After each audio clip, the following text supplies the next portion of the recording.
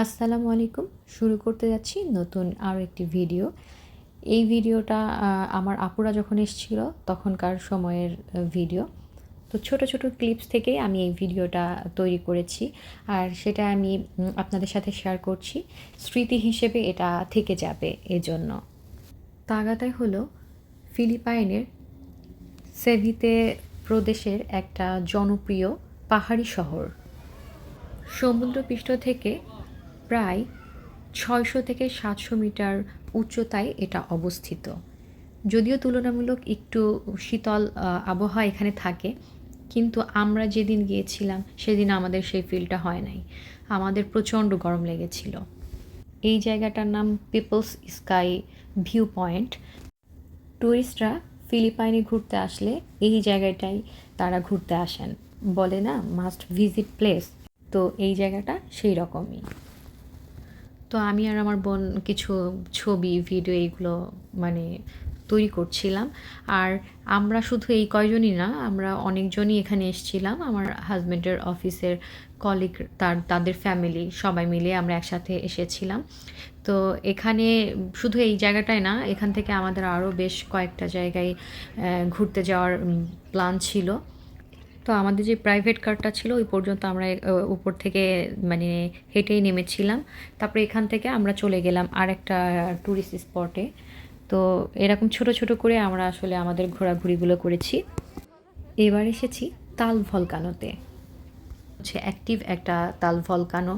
আপনারা এই বিষয় সম্পর্কে তখনই বুঝতে পারবেন যখন এই বিষয়টা নিয়ে আপনারা মানে আর্টিকেল পড়বেন তখন। তো যখন তখন এখানে হচ্ছে মানে যে কোনো কিছু হতে পারে, এরকম জীবনেরও একটা রিস্ক থাকে আসলে। তবুও সরাসরি দেখার যে অনুভূতি, এটা তো আসলে মিস করা যায় না। তো একটা রিস্ক আসলে আমরা নিয়েই নিয়েছিলাম। তো এই যে বোর্ডগুলো আছে সেগুলার জন্য টিকিট কাটতে হয়। তো বেশ ভালোই একটা মোটামুটি অ্যামাউন্ট লাগে আসলে। তো আমরা এরকম এক বোট করে সবাই মানে উঠে গেলাম। শুধু আমরা না, আমার হাজব্যান্ডের অফিসের কলিগ ওনারাও একজন এক বোটে এরকম একটা নির্দিষ্ট পরিমাণ করে তারা উঠে গেলেন। সবাই আমরা মানে এই সময়টা এনজয় করছিলাম। যে বাতাসটা হচ্ছিল সেই বাতাসটাও প্রচণ্ড গরম ছিল। এত উত্তপ্ত ওয়েদার, কিন্তু ভিউ দেখে আসলে কি বলবো, মনটা জুড়িয়ে যাচ্ছিল। আর এই যে পানি, এই পানির মধ্যেই আসলে হচ্ছে খাওয়ার জন্য যে মাছ, সে মাছগুলো চাষ করে। এই তেলাপিয়া এই ধরনের যে মাছগুলো আছে সেইগুলো।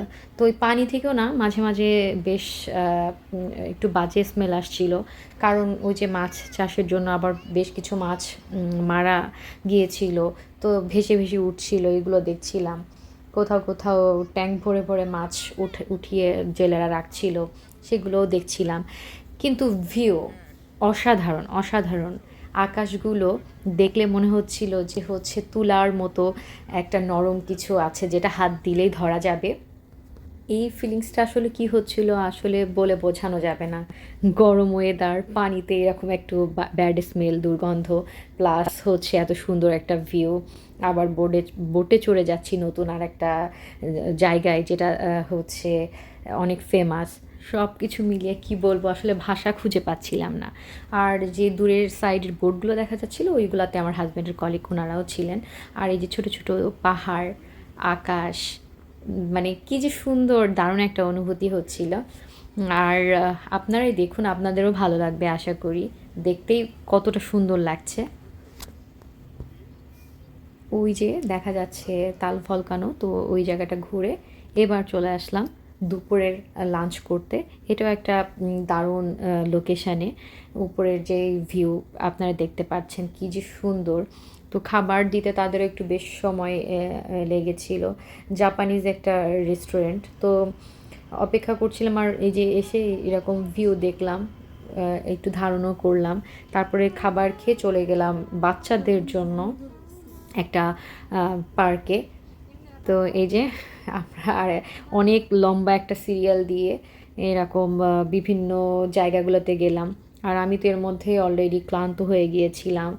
যে গরম, কারণ ২ দিন আগেও আমি বেশ ২-৪ দিন আগেও আমি বেশ অসুস্থই মানে বলা যায় ছিলাম। তো একটু খারাপও লাগছিল, প্লাস আবার এটাও ভালো ফিল করছিলাম যে ওরা আছে, ওদেরকে সময় দিতে হবে এই ব্যাপারটা।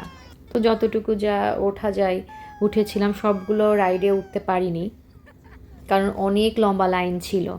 ধৈর্যের মানে বলা না পরীক্ষা দেওয়া, সেরকমই কিছু একটা। তো বেশ কিছু রাইডে উঠলাম, এদিকে রাতও হয়ে গেছে। আর আমরা এখান থেকে বাসায় যেতে যেতে গিয়ে এরকম 2 ঘন্টা 2.5 ঘন্টা মিনিমাম লাগে, আর যদি জ্যাম হয় তার থেকে বেশি। সো আমরা আর বেশি রিস্ক নেইনি, আমরা এই ছোট ছোট রাইডগুলাই উঠেছিলাম। পরে ইমদিনা ঘুমিয়ে পড়েছিল গরমে ওর বাবার কোলে। ওর বাবাও বেশ ক্লান্ত হয়ে গিয়েছিল, আমাকে বারবার বলছিল যে আমারও বেশ ক্লান্ত লাগছে, কারণ এত গরম ওয়েদার। তারপরেও এই যে শ্রদ্ধা পাখিকে নিয়ে উঠে গেলাম। শ্রদ্ধা যখন বেশ ছোট ছিল, তো তখন দেখা যেত এই ইমদিনার মতোই ওকে নিয়ে হচ্ছে সময়গুলো উপভোগ করতাম। আর এই ছোট ক্লিপসটা আমি রেখে দিয়েছিলাম এই কারণে যে শেষ করব ভিডিও ওদেরকে দিয়ে। তো এই যে কত ছোট্ট ছিল শ্রদ্ধা, সে এখন বেশ বড় হয়ে গিয়েছে, সে এখন বড় বোন। আর ভিউটা দেখুন, এক কথায় অসাধারণ। তো সকাল থেকে আমাদের এই রাত অবধি পর্যন্ত যতটুকু যা ঘুরতে পেরেছি, তো সেটা আলহামদুলিল্লাহ ভালোই ছিল। আর থ্যাংকস ফর ওয়াচিং।